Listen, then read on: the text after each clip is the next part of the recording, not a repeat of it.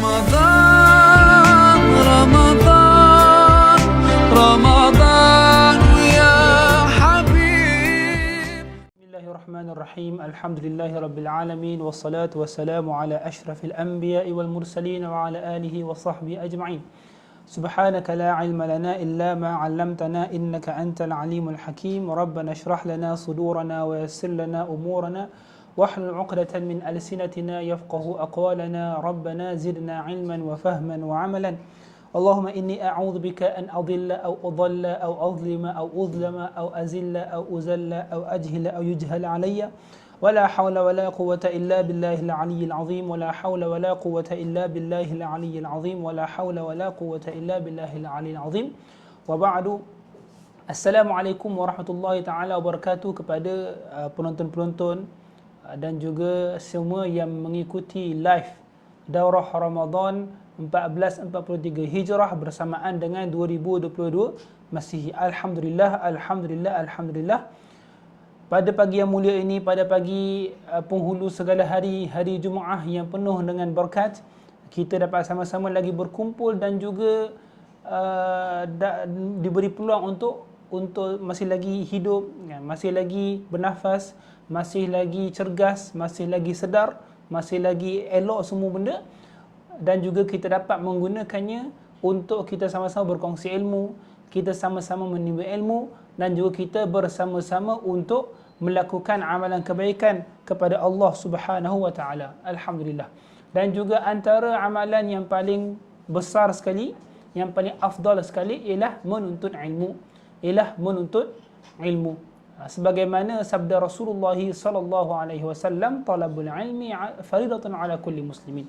Dan menuntut ilmu itu ialah satu kefarduan bagi setiap orang Islam. Dan juga alhamdulillah kita hari ini dapat lagi, pagi yang mulia ini kita dapat sama-sama berkongsi ilmu mengenai ibadah yang akan datang ataupun akan dilakukan oleh umat Islam keseluruhannya insya-Allah, iaitu ibadah berpuasa.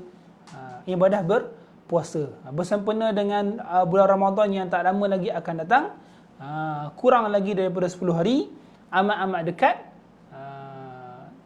Kita kita sama-samalah kita murajaah semula, mengulang kaji semula mengenai berpuasa, mengenai ibadah puasa. Alhamdulillah, pada siri yang ke-6 ataupun pada Selasa yang lepas, kita sudah membincangkan mengenai rukun-rukun berpuasa. Pada siri yang sebelum tu lagi pula kita dah bincangkan mengenai syarat-syarat wajib, kemudian sebelum tu lagi mengenai syarat-syarat sah.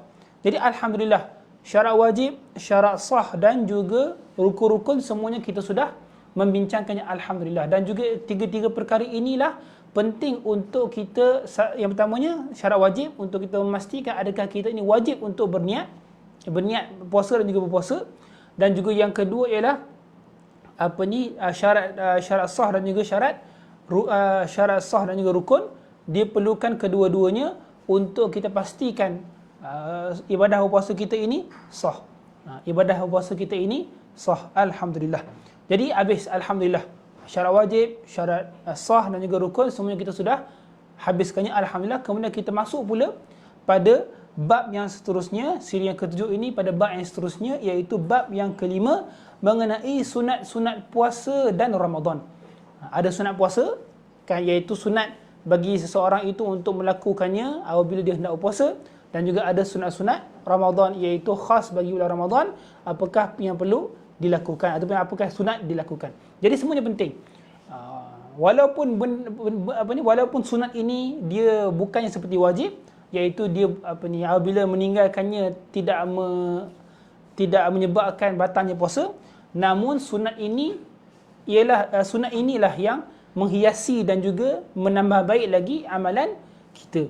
Jadi sunat puasa ini insya-Allah akan menambah baik lagi dan juga memperbaiki dan juga menjadikannya lebih mutu tinggi kan, menjadikannya lebih mutu tinggi, iaitu puasa kita. Baik, Allahumma salli ala sayyidina Muhammad.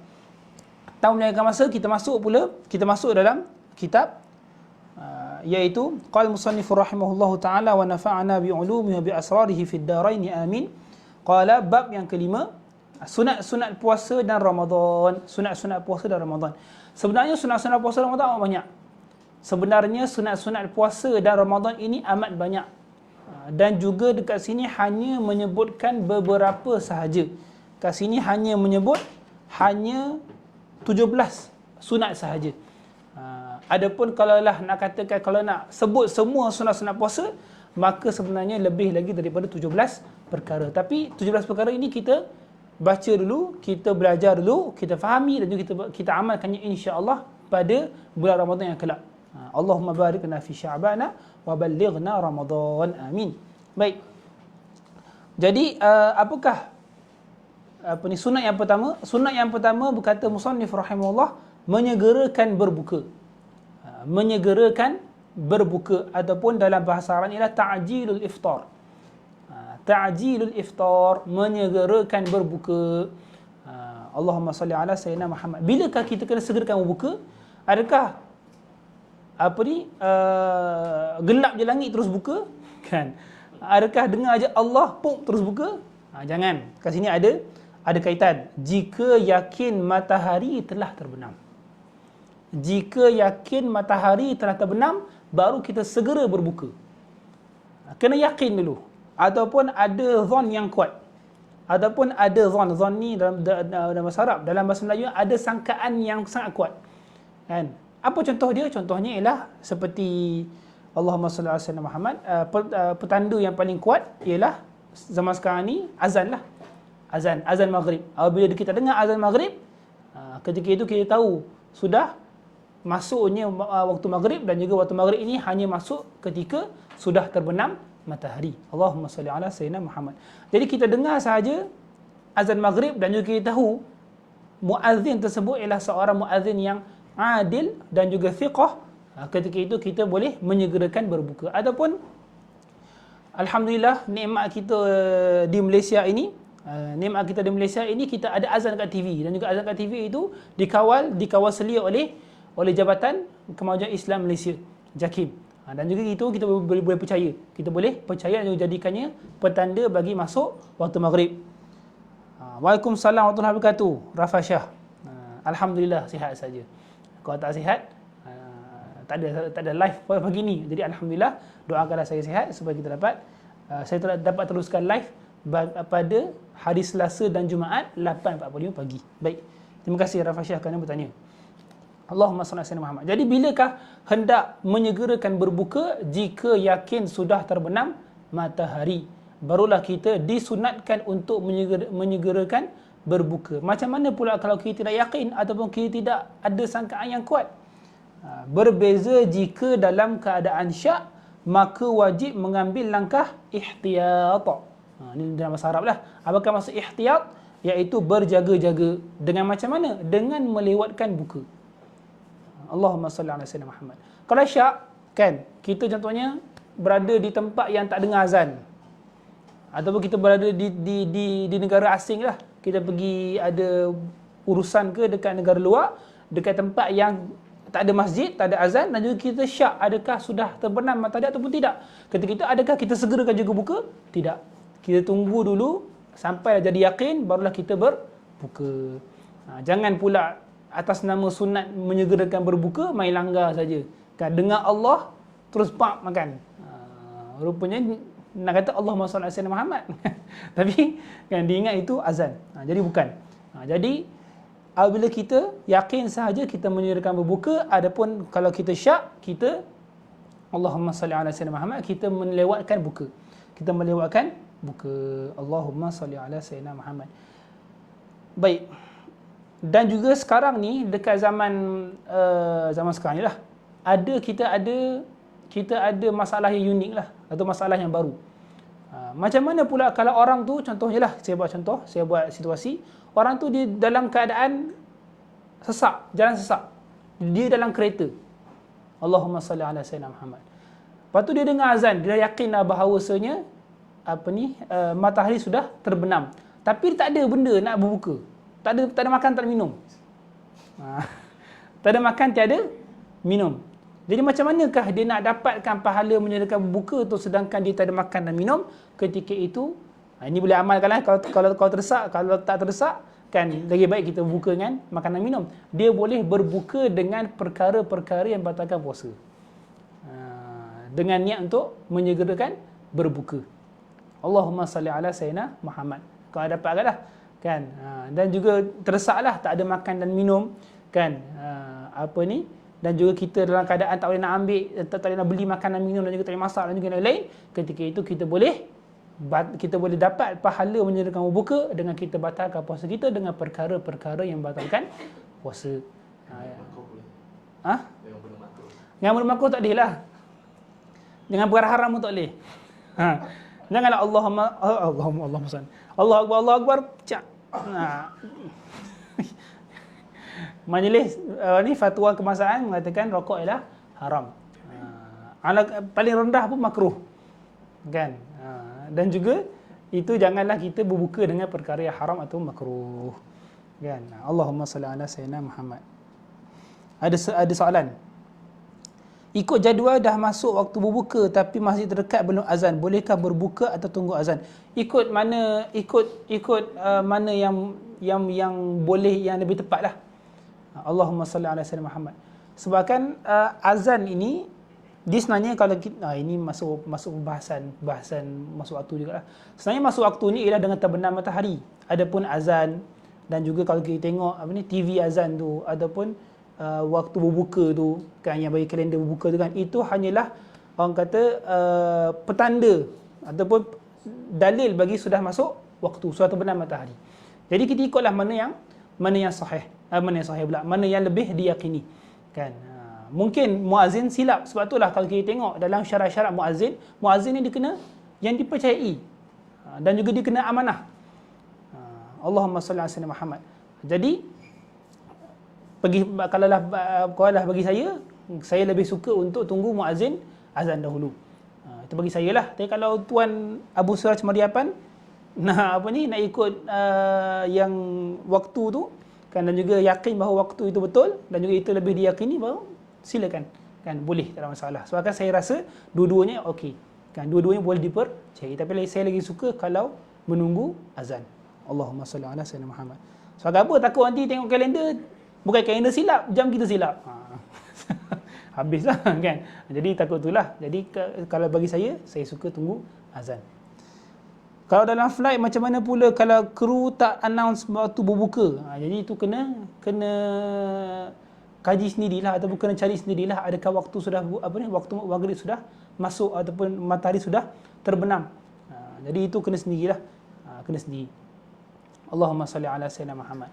Sebab itulah sebenarnya penting juga kita tahu macam mana kita nak tengok macam mana ataupun apakah bilakah masuknya waktu solat. Kan, bila maghrib macam mana masuk waktu solat dengan matahari terbenam. Jadi kalau dalam flight mungkin kita boleh tengok adakah matahari sudah terbenam. Jadi ini kena belajar sikitlah, kena kaji sikitlah, kan, kena kaji sikit. Ataupun siap-siap sebelum naik flight tu dah tengok dah, kan, bilakah masuk waktu dan juga dengan lain. Jadi ini sebenarnya usaha sendiri. Allahumma salli ala sayyidina Muhammad. Kalau dia pandai tengok terbenam matahari, dia boleh tengok terbenam matahari, kan. Jadi itulah ikut kemampuan sendiri. Allahumma salli ala sayyidina Muhammad. Baik. Jadi kalau yakin menyegerakan berbuka, dan juga kalaulah syak ketika itu kita mengambil langkah berjaga-jaga dengan melewatkan berbuka. Dan juga seperti saya cakap tadi, kalaulah dah tak ada makan, tak ada minum dan juga hendak mengambil sunat berbuka awal, menyegerakan berbuka, sedangkan dalam keadaan kita yakin sudah terbenam matahari, kita boleh membatalkan puasa dengan perkara-perkara yang membatalkan puasa. Allahumma salli ala sayyidina Muhammad. Pergi mancing tengah laut, cuaca buruk, langit gelap, jam pula rosak. Macam mana nak tahu waktu berbuka tu, Ustaz? Sama jugalah. Kena ikut kemampuan masing-masing. Macam mana kita nak tahu adakah matahari sudah terbenam? Ikut keyakinan. Kalau dah gelap semua tu, kan, dan juga rasa-rasa dah ini dah malam dah ni, mungkin bolehlah kita berbuka. Ikut sangkaan kuat dan juga keyakinan seseorang. Allahumma salli ala sayyidina Muhammad. Baik, yang kedua ialah bersahur. Walaupun hanya dengan seteguk air. walaupun dengan hanya seteguk air. Kenapakah disunatkan untuk bersahur? Kat sini ada beberapa hikmahnya ataupun ada beberapa kelebihannya. Yang pertamanya ialah untuk kita menyalahi puasa ahli kitab. Allahumma salli ala sayyidina Muhammad. Puasa ahli kitab, mereka tidak bersahur. Adapun kita ni orang Islam, kita nak menyalahi ahli kitab, puasa orang yang bukan Islam, ketika itu kita bersahur supaya kita dapat berbeza dengan mereka. Supaya kita dapat berbeza amalan kita, ni amalan orang Islam, ini pula amalan orang bukan Islam. Allahumma salli ala sayyidina Muhammad. Dan juga yang kedua ialah memberi kekuatan bagi orang berpuasa. Memberi kekuatan bagi orang berpuasa supaya dia tidak mulakan puasanya dengan perut yang kosong, dengan kehausan dan juga kelaparan. Allahumma salli ala sayyidina Muhammad. Jadi dengan sahur tu dia lebih kuat dan juga dia lebih bertenaga untuk melakukan ibadah berpuasa. Dan juga yang ketiga ialah kerana sahur ni waktu berkat. Sahur ni dia ada keberkatannya. Sahur ni dia ada keberkatannya. Jadi ketika itu, barang siapa yang bersahur sebelum dia berpuasa, ketika itu insya-Allah dia dapat keberkatannya, insya-Allah. Allahumma salli ala sayyidina Muhammad. Jadi bilakah bersahur? Bilakah masuknya waktu bersahur? Adakah moral itu bersahur? Lepas sembahyang tarawih, lepas sembahyang tarawih, Allahumma salli ala sayyidina Muhammad, dia moral. Adakah moral itu dikira sebagai bersahur? Jadi apakah kata penulis rahimahullah, hafizahullah, waktu sahur adalah bermula dari pertengahan malam. Bermula daripada pertengahan malam. Pertengahan malam itulah maksudnya waktu sahur. Apabila dia makan selepas pertengahan malam, ketika itu dia sudah dikira sebagai bersahur. Jadi kena kiralah pertengahan malam tu bila. Kan? Contohnya macam maghrib masuk 7.30, Allahumma salli ala sayyidina Muhammad, subuh masuk pukul 6. Jadi bahagi dua lah. Jadi bilakah pertengahan malam tersebut? Bilakah pertengahan malam tersebut? Bukan tak semesti pukul 12. Kan pukul 12 tu ialah selalunya kita kata pukul 12 tu ialah pertengahan malam. Tapi kalau nak lebih tepat, kan kiralah berapa jam malam dekat tempat. Contohnya kat Malaysia ni masuk waktu dalam 7.30, waktu maghrib, waktu subuh masuk dalam pukul 6, 11 jam bagi 2. Kan 11 jam bagi 2. Jadi dalam pukul 5 jam lebih tu, jadi 7.30 tu tambah 5 jam. Berapa tu? Dalam 12.30, kan? Dekat-dekat pukul 1 itu barulah pertengahan malam. Kalau orang tu makan pukul 1, kan?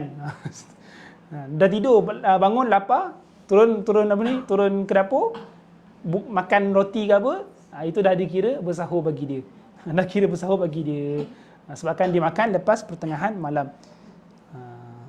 Soalan Bishan Alam ni seperti soalan yang sebelum tu. Saya dah jawab dah. Pergi mancing. Bismillah. Iaitu dia kena dia kena ikut, dia kena ambil tahu caralah, ataupun dia kena tengoklah macam mana ataupun petanda-petanda sudah terbenam matahari. Mengikut kemampuan masing-masing. Allahumma salli ala sayyidina Muhammad. Okey. Kemudian itu yang kedua, iaitu sunat berpuasa ialah bersahur. Sunat sahaja, tidak wajib. Tapi banyak keberkatannya, jadi ambillah sunatnya. Kemudian yang ketiga ialah, sunat yang ketiga ialah melewatkan sahur. Melewatkan sahur.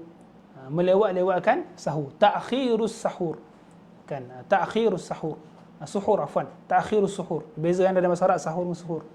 Sahur, tak silap saya, sahur maksudnya ialah makanan sahur tu dalam bahasa Arab sahur. Suhur waktu bersahur tu. Itu beza dalam bahasa Arab. Tapi dalam bahasa Melayu sahur tak ada masalah lah. Tapi kalau dalam bahasa Arab ta'khirus suhur. Ta'khirus suhur, melewatkan sahur. Jadi antara sunat berpuasa ialah kita melewatkan sahur kita. Apakah syaratnya? Dengan syarat tidak merosakkan, iaitu tidak merosakkan berpuasa, iaitu tidak menyebabkan tamat waktu sahur. Jika dilewat-lewatkannya, janganlah lewat-lewatkan sangat sampai dekat sangat dengan waktu subuh. Ini bahaya pula, boleh menyebabkan batal puasa seseorang kerana dia terlajak waktu sahur, masuk dalam waktu subuh. Jadi memanglah kita disunatkan untuk melewat-lewatkan sahur, tapi apakah dia punya had dia? Apakah dia punya bilakah kita disunatkan untuk berhenti makan? Apa kata musannif rahimahullah? Dan sunat menahan daripada makan atau minum dalam tempoh bacaan 50 ayat Al-Quran. Dalam tempoh bacaan 50 ayat Al-Quran. Ini berdasarkan apa? Berdasarkan hadis, kan, yang di mana seorang sahabat mengatakan, tasaharna ma'a Rasulillah sallallahu alaihi wasallam thumma qumna ila salati wa kana qadruha wa kana qadru ma bainahuma 50 ayah. Apa kata sahabat tersebut radhiyallahu ta'ala anhu? Tasaharna ma'a Rasulillah sallallahu alaihi wasallam. Kami telah bersahur dengan Rasulullah sallallahu alaihi wasallam, thumma qumna ila salah. Kemudian kami bangun untuk solat subuh. Kan, bangun untuk solat, wa kana qadru ma bainahuma 50 ayah, dan juga adalah qadar antara dia bangun selesai daripada sahur tu dan juga solat itu, kan, ialah 50 ayat. Qadar 50 ayat. Jadi 50 ayat ni berapa?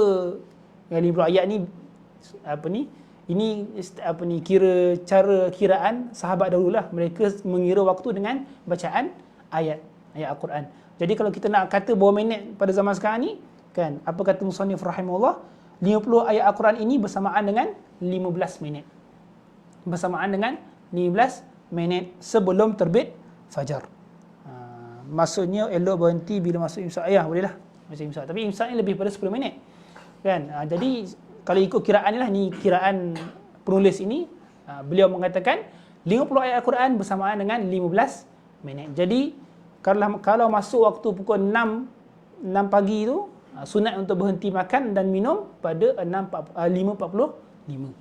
Sunat untuk berhenti pada 5.45. Boleh tak nak lebih, tak ada masalah. Kan? Tak ada masalah, tapi ketika itu bahayalah. Ketika itu bahaya. Allahumma salli ala sayyidina Muhammad. Boleh jatuh makruh. Kerana dia hampir sekali dengan masuk waktu subuh, dan juga ada Allahumma salli ala sayyidina Muhammad, ada risiko untuk dia terlajak masuk waktu subuh. Jadi nak berjaga-jaga tu, kan, disunatkan untuk berhenti makan dan minum 15 minit sebelum terbit waktu subuh. Terbit fajar sadiq, iaitu masuk waktu subuh. Allahumma salli ala sayyidina Muhammad. Baik.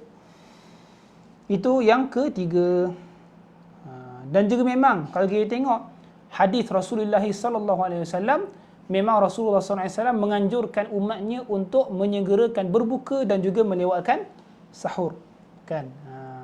Apakah hadisnya? Iaitu sabda Rasulullah sallallahu alaihi wasallam, la tazalun nasu bi khairin ma ajjalul fitra wa akharus suhur. Kan? Iaitu apa benda? La tazalun nasu bi khairin. Manusia akan sentiasa dalam kebaikan selagi mana mereka ajjalul fitra, mereka menyegerakan berbuka, wa akharus suhur, dan juga mereka melewatkan bersahur. Tapi nak segerakan berbuka dan juga melewatkan sahur pun ada had-had dia. Ada had-had dia seperti mana kita sudah bincangkan sebentar tadi. Alhamdulillah. Kemudian itu yang ketiga. Apakah yang keempat? Sunat yang keempat, berbuka dengan rutab. Berbuka dengan rutab. Apakah itu rutab? Rutab ini ialah buah kurma yang basah tu. Allahumma salli ala sayyidina Muhammad. Buah kurma yang basah. Yang basah, bukan yang kering tu. Bukan yang kering dan juga bukan yang kuning yang kelak tu. Di tengah-tengah. Itu rutab. Itu ialah rutab. Itu ialah rutab. Dan juga disunatkan untuk berbuka dengan makan rutab. Berapa banyak rutab? Dengan bilangan yang ganjil. Dan juga disunatkan 3 biji rutab. Yang paling afdal sekali ialah berbuka dengan 3 biji rutab. Allahumma salli ala sayyidina Muhammad. Soalan lagi. Kalau sedang mengunyah makanan, kedengaran azan subuh, keluarkan makanan dalam mulut atau boleh telan? Ini soalan ni. Ustaz Zaidrus kata boleh telan. Nanti batal puasa lah. Kena kotor. Itu Ustaz Zaidrus kata lah. Boleh telan. Kan? Dengar azan, contohnya, ni selalu jadi, ni selalu isu lah. Allahumma salli ala sayyidina Muhammad. Dia tengah minum, kan? Ada orang kata tengah minum, bismillah. Alhamdulillah. Lepas tu dengar azan. Boleh tak nak habiskan air dalam cawan ini? Boleh, Ustaz Zaidrus kata, tapi batal puasa. Boleh, tapi batal puasa. Dengar azan, berhenti makan dan minum. Tak kisahlah tengah makan ke, tengah kunyah ke, tengah tengah kemam ke apa ke tak kisahlah kan. Ketika itu kena buang balik apa yang kena letak bekas makanan tersebut ataupun cawan, dan juga buang apa dalam mulut kita kerana sudah masuk waktu subuh kan. Dan juga dah mula berpuasa lah, dah mula berpuasa. Baik, jadi balik pada yang keempat tadi, berbuka dengan 3 biji rutab, bilangan yang ganjil, maksudnya 3 biji lah. Baik, Allahumma salli ala Muhammad. Jadi lepas ni penulis rahimahullah akan bagi turutan dari segi afdal dari segi makanan apa yang afdal untuk berbuka. Baik, didahulukan rutab terlebih dahulu. Yang paling afdal sekali ialah makan buah rutab. Apakah itu rutab? Iaitu buah kurma yang basah-basah tu. Itu ialah rutab. Dah saya tahu kot insya-Allah. Dan juga selalunya kalau buka-buka pun, misalnya orang Malaysia beli yang tu lah, yang rutab tu. Jika tiada, orang tu tak ada rutab, ketika itu dengan busr. Ba sin ra. Busr. Apakah itu busr? Iaitu buah kurma juga, tapi buah kurma yang muda tu. Buah kurma yang muda, yang kelat tu. Kan? Dia warna kuning selalunya, sama ada warna kuning keseluruhan ataupun dia setengah-setengah. Dia buah kuning separuh, lepas tu dia macam rutab separuh. Saya tak suka. So dia kelat. Tapi ada orang suka kan.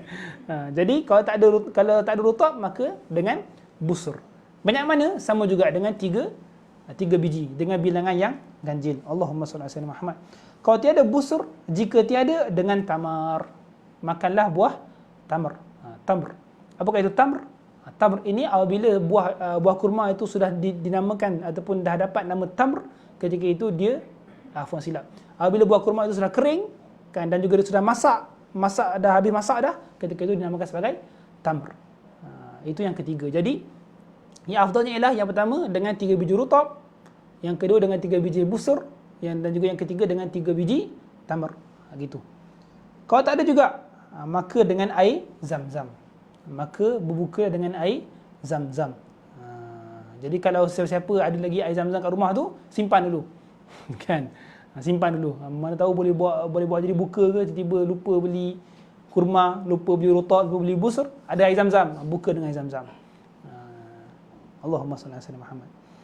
Jika tiada juga air zam-zam, maka minumlah air. Air apa? Bukan air tebu ke, bukan air soya ke, bukan air apa lagi? Bukan air gas ke apa? Iaitu air kosong. Air kosong. Air kosong. Allahumma salli ala sayyidina Muhammad. Jadi itulah. Okey. Kemudian kalau tak ada juga dengan air, jika tiada dengan benda manis. Dengan benda manis. Ataupun dalam bahasa Arabnya hulwun. Kalau tiada hulwun, dengan manisan, iaitu halwa. Jadi apa beza hulwun dan juga halwa? Kan? Jadi saya ulang sekali lagi lah turutan dia. Yang pertama dengan rutab, yang kedua dengan busur, yang ketiga dengan tamr, yang keempat dengan zamzam, yang kelima dengan air, yang keenam dengan hulwun ataupun benda manis, yang ketujuh dengan halwa, iaitu manisan. Apa beza hulwun dan juga halwa? Hulwun ini ialah benda manis dan juga tidak dimasak. Benda manis yang kalau dalam bahasa Arabnya la yadkhuluhun nar. Kan? tak masuk ke atasnya nar ni bukan neraka, nar ni api. Maksudnya api tak masuk ke ni, maksudnya dia tak dimasak. Benda manis yang tak dimasak. Buah-buahan lah, buah-buahan ke apa lagi? Madu ke. Kan? Apalah benda-benda yang manis yang tak dimasak. Kemudian yang last sekali, yang ketujuh, halwa, manisan, iaitu benda manis yang dah dimasak. Ini tak kisahlah kuih ke apa ke dan juga lain-lain, benda yang manis, dia termasuk dalam last sekali, tangga yang ketujuh. Tangga yang ketujuh ataupun dalam bahasa dia halwa. Allahumma salli ala Muhammad. Jadi ini berdasarkan apa? Ini berdasarkan hadis Rasulullah sallallahu alaihi wasallam, kan, di mana Rasulullah SAW bersabda, "Idza kana ahadukum sha'iman." Jika adalah salah seorang daripada kamu itu berpuasa, falyuftir 'ala tamr, maka hendaklah dia berbuka dengan tamr. Fa illam yajid tamra fa 'ala al-ma'i fa innahu tahur. Maka jika tak jumpa tamr, maka berbuka dengan air, sesungguhnya air itu dia menyucikan. Allahumma salli ala Muhammad. Kemudian ada lagi hadis yang lain, Sabda Rasulullah sallallahu alaihi wasallam, kana sallallahu alaihi wasallam yuftiru qabla an yusalliya rutabat. Kan, fa in lam takun fa ala tamarat, fa in lam takun hasawat. Apakah maksud dia? Allah Rasulullah SAW itu dia berbuka sebelum dia solat dengan apa? Dengan rutabat, dengan beberapa biji buah rutab. Kalau tak ada, fa illam takun fa ala tamarat. Kalau tiada rutabat, dengan tamarat, iaitu beberapa biji buah tamr.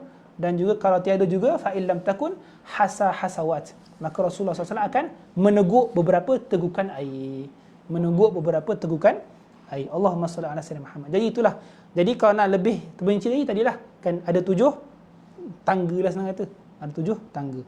Kan, rutab, kemudian busr, kemudian tamr, kemudian zamzam, kemudian air biasa, kemudian benda yang manis, hulwun, dan juga yang ketujuh ialah halwa, iaitu manisan yang sudah dimasak. Allahumma salli ala sayyidina Muhammad. Baik, sambung lagi. Kat sini dia ada sebut al-hulwu, iaitu makanan manis yang tidak disentuh api seperti madu atau kismis. Madu atau kismis lah. Al-halwa, iaitu manisan yang dimasak dengan api. Jadi masalah senang kata. Kan, api ni cuma zaman dahulu lah. Sekarang ni banyak lagi, ada microwave, ada apa semua. Kan, itu zaman dulu api je lah. Tapi nak katakan benda yang dimasak lah, benda yang dimasak. Allahumma salli ala sayyidina Muhammad. Seperti yang disusun dalam sebuah nazam, dalam sebuah syair, famin rutabin fal busri fat tamri zamzami fama'in fa hulwin thumma halwa lakal fitru. Ini dia punya apa ni? Dia punya turutanlah. Allahumma salli ala sayyidina Muhammad. Terjemahannya apa? Maka dimulakan daripada rutab, kemudian busur, kemudian tamr, kemudian zamzam, kemudian air, kemudian makanan manis, kemudian manisan untuk dibuat berbuka. Allahumma salli ala sayyidina Muhammad. Jadi ini kita boleh amalkanlah.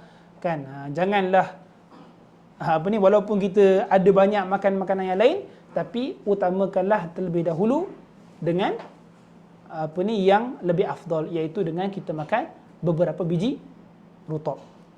Allahumma salli ala sayyidina Muhammad. Supaya apa? Supaya kita dapat mengikut sunnah baginda sallallahu alaihi wasallam. Yang lain-lain itu tak ada masalah, boleh makan lepas tu. Tadi yang lain tak ada masalah, boleh makan selepas itu. Allahumma salli ala sayyidina Muhammad. Kemudian sunat yang kelima, banyak lagi ni. Sunat yang kelima ialah memulakan dengan doa berbuka. Memulakan dengan doa berbuka. Apa kata musannif kat sini? Ada doanya.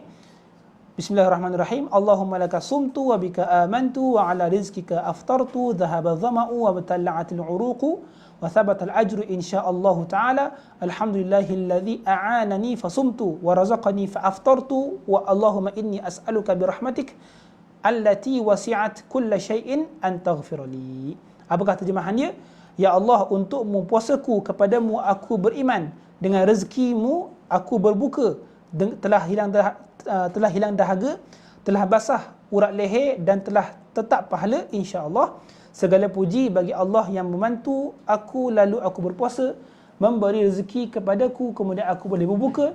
Ya Allah, aku mohon kepadamu dengan rahmat-Mu yang meliputi setiap sesuatu, ampunilah aku. Allahumma salli ala sayyidina Muhammad. Jadi inilah antara doa yang disunatkan untuk dibaca ketika berbuka. Bismillah. Alhamdulillah.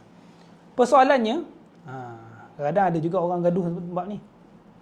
Bila nak baca doa? Bila nak baca doa? Adakah sebelum makan ataupun selepas makan sedikit? Allahumma salli ala sayyidina Muhammad. Jawapan dia, dua-dua boleh. Jawapan dia, dua-dua boleh. Tetapi manakah yang lebih afdal? Yang lebih afdal ialah makan sedikit, kemudian baru berdoa. Kerana apa? Apakah macam mana boleh dapat ini yang lebih afdal? Kerana kalau kita lihat pada doa ini, dia ada orang panggil apa? Petanda-petanda dia lah, kan? Kita tengok. Allahumma salli ala sayyidina Muhammad. Kan? Allahumma laka sumtu wa bika amantu wa ala rizkika aftartu. Wa ala rizkika aftartu. Jadi kalau kita nak terjemah wa ala rizkika aftartu, dan juga dengan rezekimu ya Allah aku telah berbuka. Aku telah berbuka. Jadi nak dapatkan hakikat maksud dia ni, kita makan sedikit, kemudian baru kita baca doa ini. Boleh tak baca doa tu sebelum, tak masalah. Tak masalah kalau kita nak baca doa dulu, baru kita berbuka. Tapi ketika itu dia ada takwil sikit. Ini dalam bahasa Arab lah. Dia ada takwil sikit maksud itu. Kan? Wa ala rizqika aftartu ay wa ala rizqika aradtu al-iftar. Ketika itu bukannya dengan rezekimu aku berbuka, aku telah berbuka, tapi dengan rezekimu aku hendak berbuka. Dia jadi lain pula dia maksud dia. Ini dalam bahasa Arab lah. Ini dalam bahasa Arab. Allahumma salli ala Muhammad. Jadi kesimpulan dia, dulu boleh nak baca doa dulu baru makan ke, ataupun nak makan sedikit baru baca doa ke, tapi yang lebih afdal ialah kita makan sedikit baru kita baca doa. Kenapa? Kerana untuk kita dapat hakikat doa tersebut. Maksudnya maksud hakikah. Maksud yang hakikah daripada doa tersebut. Allahumma salli ala sayyidina Muhammad. Baik. Kemudian yang keenam ni yang paling penting. Kenapa paling penting? Kerana berkaitan dengan topik kita selepas ini, sesi kita selepas ini. Apakah yang keenam? Menjamu orang berbuka. Disunatkan untuk kita menjamu orang berbuka. Kita memberi orang lain yang berpuasa makanan untuk dia berbuka. Kenapa? Padanya terdapat ganjaran pahala yang besar. Padanya terdapat ganjaran pahala yang besar berdasarkan hadis apa? Hadis yang masyhur lah rasanya pada dekat-dekat bulan Ramadan ini, iaitu sabda Rasulullah sallallahu alaihi wasallam, man fattara sha'iman kana lahu mithlu ajrihi ghaira annahu la yanqusu min ajri shaimi syai'an. Apa kata terjemahannya? Sesiapa yang menjamu berbuka orang yang berpuasa, baginya pahala seperti orang yang berpuasa itu dengan tidak berkurang walaupun sedikit daripada pahala orang yang berpuasa tersebut. Jadi barang siapa yang menjamu orang berbuka, kan, Allahumma salli ala Muhammad, ketika itu pahala orang yang ambil, orang yang berbuka dengan makanan yang dibagi itu, pahala orang tu pun diberi juga, ataupun diberilah sang kata, diberi juga kepada orang yang bagi orang tersebut makanan untuk berbuka. Orang yang menjamu tu pun dapat pahala orang yang dijamu tersebut. Dalam hal keadaan orang yang dijamu itu tak kurang sedikit pun pahalanya. Jadi pahala itu dia, jadi ketika itu orang yang menjamu tu dia dapat 2 kali ganda pahala. Dia dapat 2 kali ganda pahala. Allahumma salli ala sayyidina Muhammad. Persoalan. Ada persoalan lagi. Macam mana kalau contohnya lah, kan, orang tu dia Allahumma salli ala sayyidina Muhammad, dia tolong seseorang untuk berbuka. Dibagi makanan ataupun dibagi kurma, tak kisahlah. Dia bagi rutab contohnya. Dia tahu rutab tu yang paling afdal, dia beli rutab, dia bagi pada orang yang dirasa sedang berpuasa untuk berbuka. Kan? Jadi orang tu pun makanlah rutab yang diberi.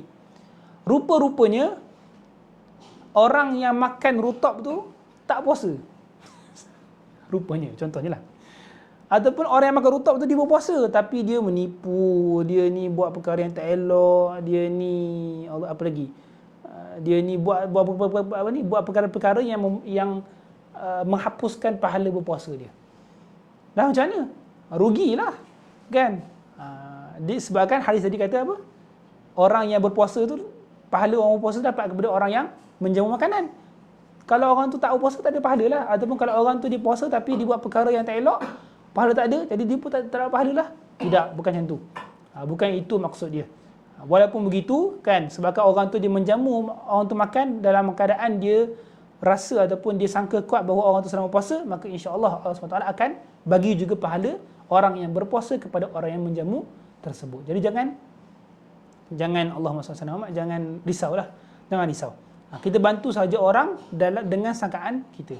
Kita sangka dia ni berpuasa, kita bagi saja, tak ada masalah. Kan? Ini tak ada masalah. Allahumma salli ala sayyidina Muhammad. Jadi antara sunat berpuasa ialah kita menjamu orang berbuka. Kita menjamu orang berbuka. Allahumma salli ala sayyidina Muhammad. Dan juga Allahumma salli ala Muhammad. Dan juga bismillah.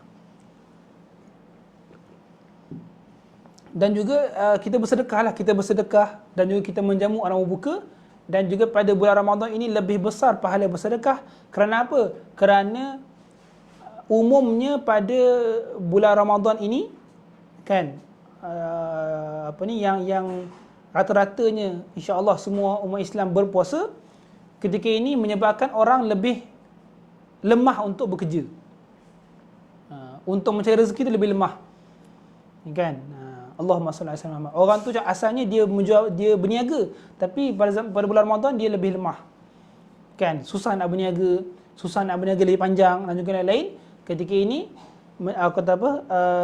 Dia kurang kudratlah untuk dia mencari rezeki. Sebab itulah dalam bulan Ramadan ini dan juga ketika berpuasa kita disunatkan untuk membantu orang berbuka puasa dan juga bersedekah. Allahumma salli ala sayyidina Muhammad. Baik. Jadi itu yang keenam, menjamu orang berbuka. Ada masa lagi? Berapa minit? 4 minit lagi. Baik. Rasanya sempat ke?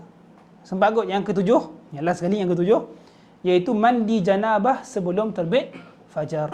Mandi janabah sebelum terbit fajar, iaitu ini bagi orang yang dia contohnya lelaki yang mimpi basah sebelum masuk waktu subuh.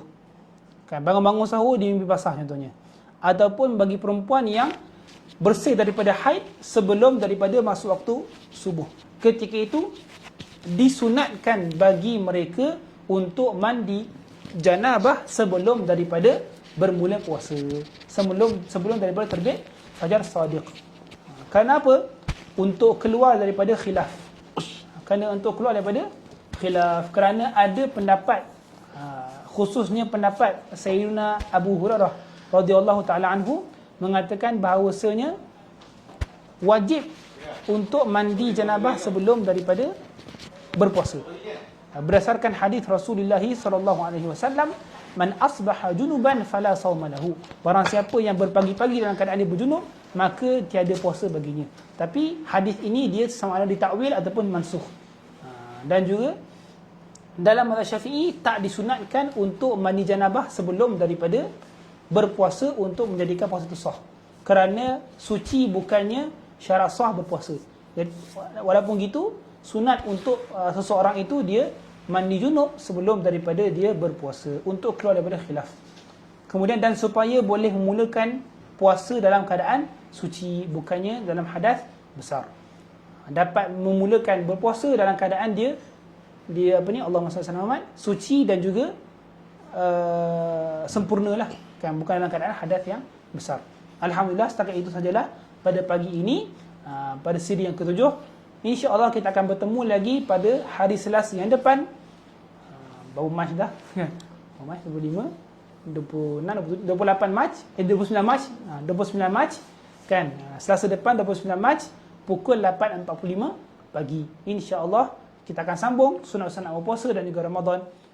Jangan ke mana-mana. InsyaAllah selepas ini kita akan mendengar daripada CEO Iltizam Society, Encik Muhammad Syah, mengenai sedekah Ramadan di Lebanon. Jangan ke mana-mana.